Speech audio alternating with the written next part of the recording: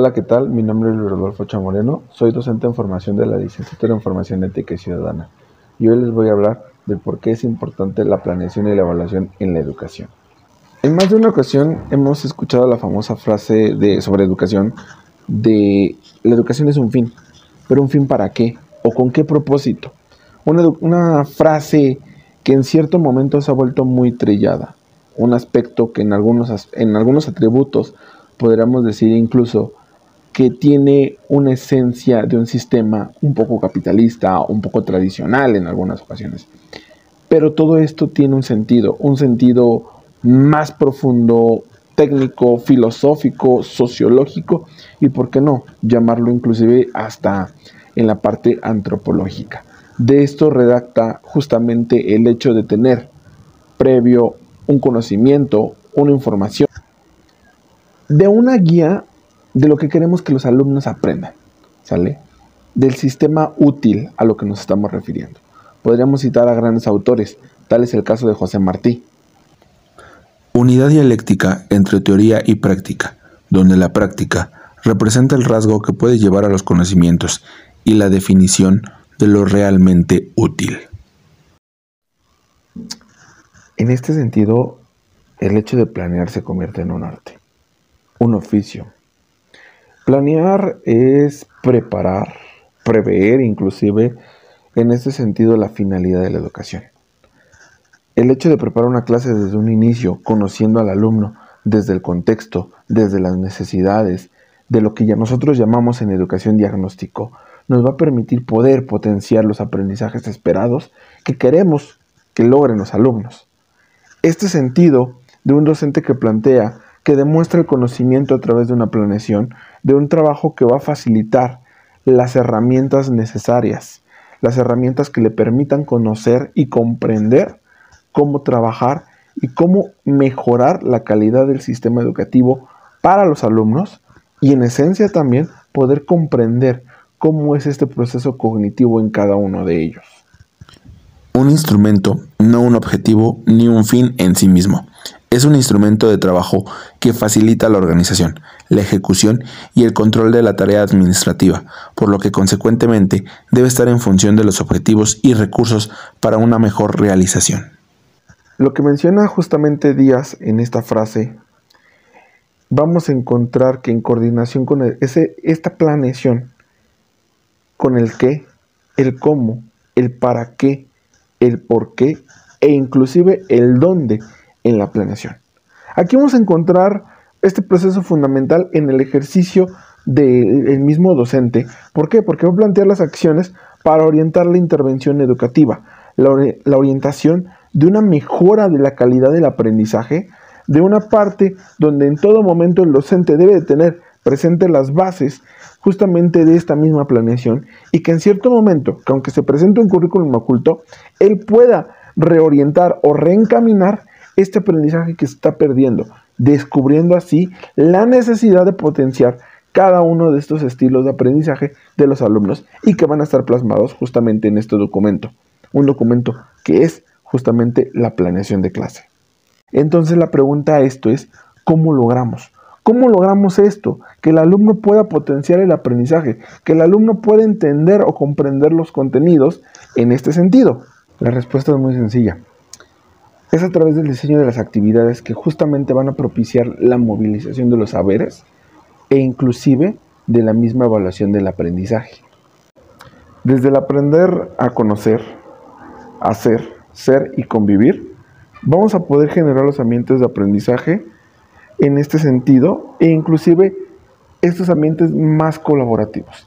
En un punto, inclusive que podríamos decir que van a ser más ricos en las experiencias, en la forma, en cómo se va a generar cada uno de estos aprendizajes. Ahora, por ejemplo, hablar de evaluación no solamente es hablar de sacar buenas calificaciones, de el primero que acabe va a tener 10 de calificación, el segundo 9 y así sucesivamente. No, eso no es evaluar. Evaluar va a tener que ver más con aspectos cualitativos. ¿A qué me refiero con estos cualitativos? A que tiene que ver con las cualidades que está logrando el alumno de acuerdo a lo que yo planeé en clase, a las habilidades y al producto que me está entregando. Es decir, si en verdad está comprendiendo el tema, si lo está razonando, si lo está llevando a la práctica y sobre todo, si se vuelve más significativo. Bueno, Axel Rivas en 2015 destaca que los exámenes y las calificaciones son el esqueleto de los sistemas educativos. ¿A qué me refiero con esto? ¿O a qué se refiere Axel Rivas con esto? Él lo refiere como un elefante invisible. Quizás el mayor cambio fue la emergencia de nuevas instancias de evaluación y aprendizaje, conocidas como periodos de compensación o recuperación. Se instalaron las recuperaciones pedagógicas como periodos breves antes del inicio del ciclo escolar, donde los alumnos tienen clases antes de ser evaluados, o las evaluaciones preventivas durante el curso escolar, para detectar situaciones problemáticas y atenderlas dentro de la cursada con adecuaciones de pedagogía diferenciada. Todo esto trajo diversas respuestas docentes y políticas sociales. Muchos consideraron que la nueva posibilidad empujaba a los docentes a aprobar a los alumnos a cualquier costo. Eran los que tenían menos vocación de revisar las pedagogías o educar en la diversidad.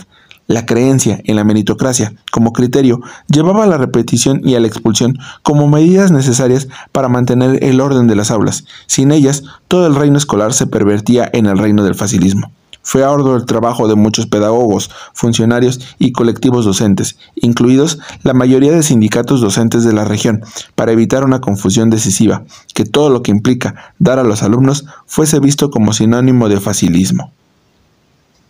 Este texto de Axel Rivas en 2015 del elefante invisible tiene cierto optimismo. Si nos damos cuenta o analizando lo que ahorita escuchábamos, podemos encontrar que este optimismo del trabajo general, de la evaluación, donde todavía hay prácticas pedagógicas que se siguen reforzando en estas cuestiones, en estos cambios sustantivos dentro del aula que se están dando o que se están presentando, enfrentan diversos desafíos y retos, principalmente el saber cómo evaluar, para qué evaluar y por qué evaluar.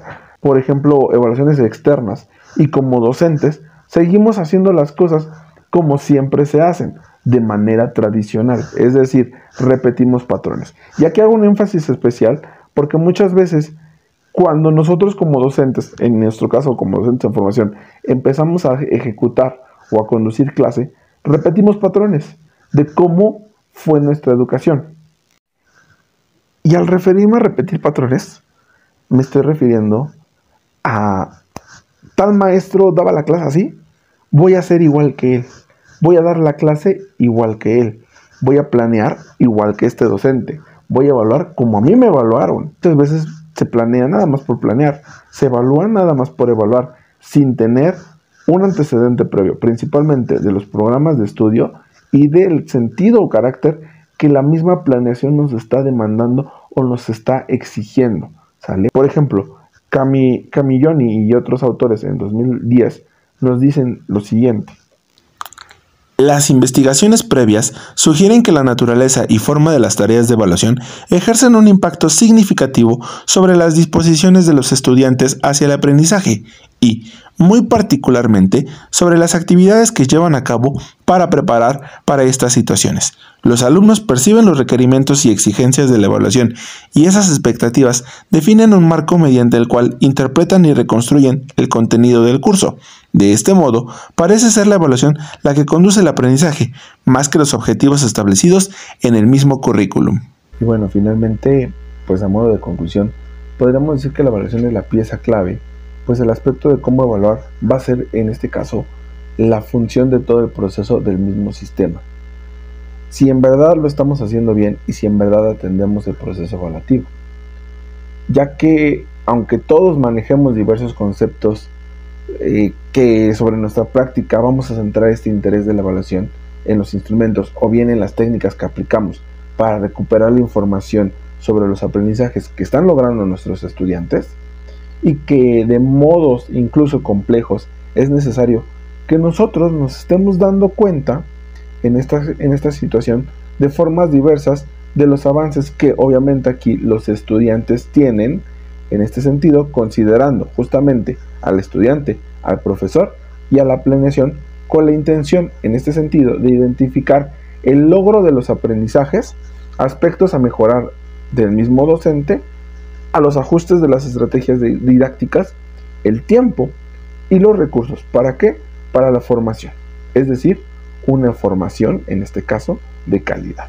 Es así como llegamos al final de este video. Agradeciendo su atención, su disposición y obviamente el habernos permitido hablar sobre este proceso de evaluación y sobre el proceso de planificación en la clase. Recordemos que todavía es, en este sentido, un trabajo desde nuestras trincheras como docentes, seguir reforzando y potenciando las habilidades, los contenidos y los conocimientos de los alumnos. La educación en México está presentando grandes desafíos, retos que estamos dispuestos a enfrentar, y sobre eso hay que seguir la marcha de trabajo, no perdiendo de vista nuestro objetivo y sobre todo el sentido de una educación de calidad. Muchas gracias, nos vemos en un siguiente video. Hasta luego.